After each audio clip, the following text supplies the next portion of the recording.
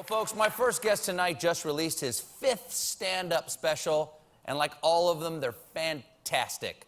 Please welcome one of my favorite comedians, Jim Gaffigan.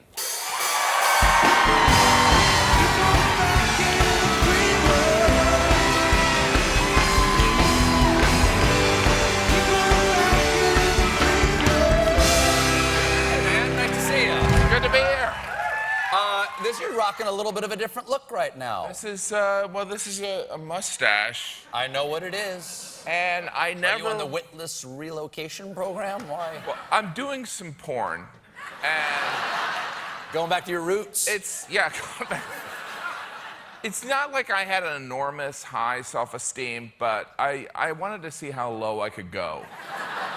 This is for an acting role. I'm going to be in Fargo this season. Fantastic. And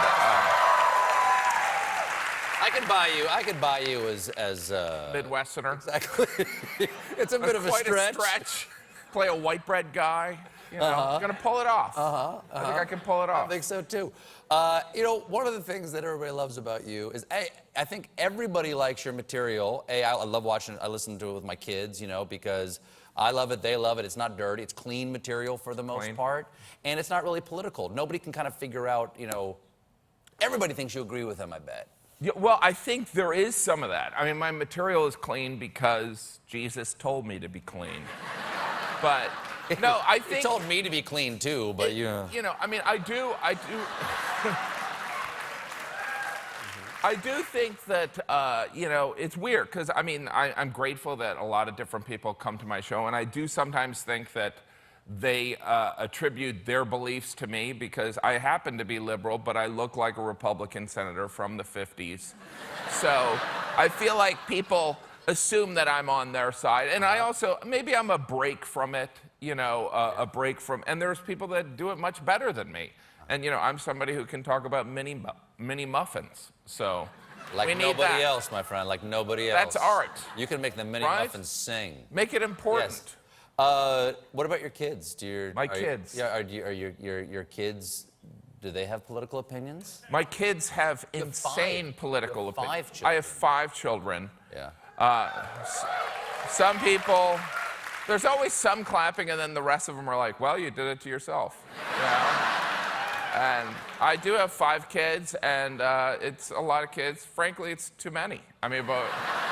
Are you from a big family? Well, I'm one of 6. My wife's one of 9, and it's... I'm one of 11. It's not a one contest, of 11, but... and it's just, it's... I mean, I love my kids. They're my group, but we're less of a family. We're more of a mob. You know, we literally... I was in shows, doing shows in London last weekend, and that's... You know, how you want to deal with jet lag is with 4 kids under the age of 12. And I would bring my tired, sleepy, poorly behaved children into a restaurant, and the horror on the waitstaff's faces. I think I saw a waitress quit her job. She looked at my children, took off her apron, threw it on the register, and walked out. Now, she could have been getting off her shift, but I like to think she quit and went home and hung herself. Because it's a lot. But that's my group. So in London, so how long were you guys over there with the kids? We were there for 4 days, and what are the kids like? What is there? Did they go to the Tower, London? You know, we went to, you know, all the tourist sites, but I think my kids really enjoyed. They love the M&M store, and they have an M&M store. I heard they've got a good one. They've got a good one, and I tell you, as an American, seeing the M&M store doesn't make me embarrassed to be American. It makes me embarrassed to be a human, because I like M&Ms, but I've never thought, when are they going to open an M&M store? I don't know what the thing is. Isn't every store an M&M store? Where can't you buy them? Exactly. You can go to an antique store and say, I'll take the couch, and do you have any M&Ms? Yeah, it's like absolutely everywhere. And there's 3 levels. There's the first level of the store for M&Ms. Yeah. And then there's another level for M&Ms. And then there's a 3rd level, which I imagine that's where they kill the people that go to the M&M store. Because by the way, there's nothing wrong if you like going to the M&M store. No. But you shouldn't be allowed to vote. Let's be serious. Right? I mean, we have an age limit. Hold on. I want to talk about this right here. This is good. This is near and dear to my heart. Yeah. You opened when the Pope was here last year. Yes. Or 2 years ago at this point, right? Something like It's that. all a blur. And he, a year and a half ago, he went to Philly and you opened for the Pope. I know, it's crazy. What is it like to open for the Pope? Did you have to do your stand-up in Latin? I mean, it's not like he was. I mean, I'm Catholic. You're Catholic. I mean, but I'm not a good Catholic. Like, if there was a test for Catholics, I would fail. You know. I think you're probably a better Catholic than I am. But most Catholics would fail, which is probably why there's not a test. You know. I mean. The Catholic Church was like, look, we've lost too much people already.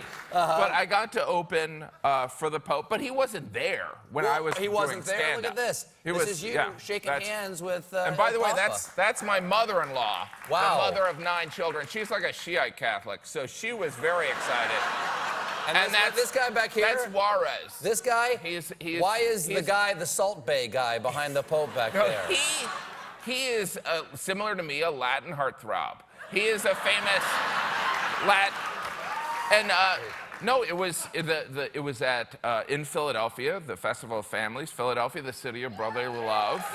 Which, if you've been to Philly, you know they mean that sarcastically. I mean, I love Philly, but Philly, the city of brotherly love, they mean that the same way you'd say Syria, a place for peace. You know what I mean?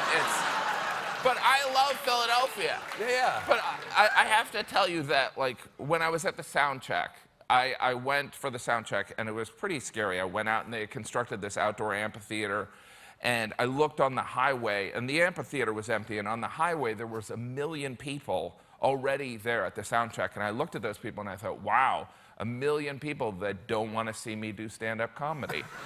Because those people were there to see the Pope, and not one of them was thinking, I hope the Pope has a comedian open for him. Did you do any Pope material? I did some Pope material, but I was nervous at the sound check. I was like, all right, I have to come up with Philadelphia jokes, but I thought, what do I know about Philadelphia? I know the Liberty Bell, I know the cheesesteak, and I had just watched this ESPN 30 for 30 documentary about Eagles fans throwing snowballs at Santa. Yeah.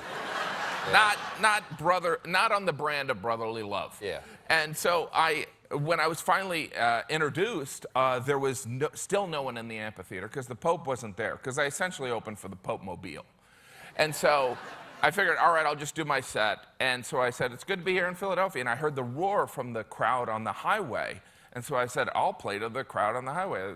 Philly loves the Pope, another roar. And I said, not that I was worried, but you guys weren't that nice to Santa Claus. Nothing. Silence. And then I heard something that sounded like booing. Well, because it was booing. But it wasn't everyone. It was like 10%, so like 100,000 people. Yes. Booing my Santa joke before they saw their religious leader who was going to talk to them about mercy.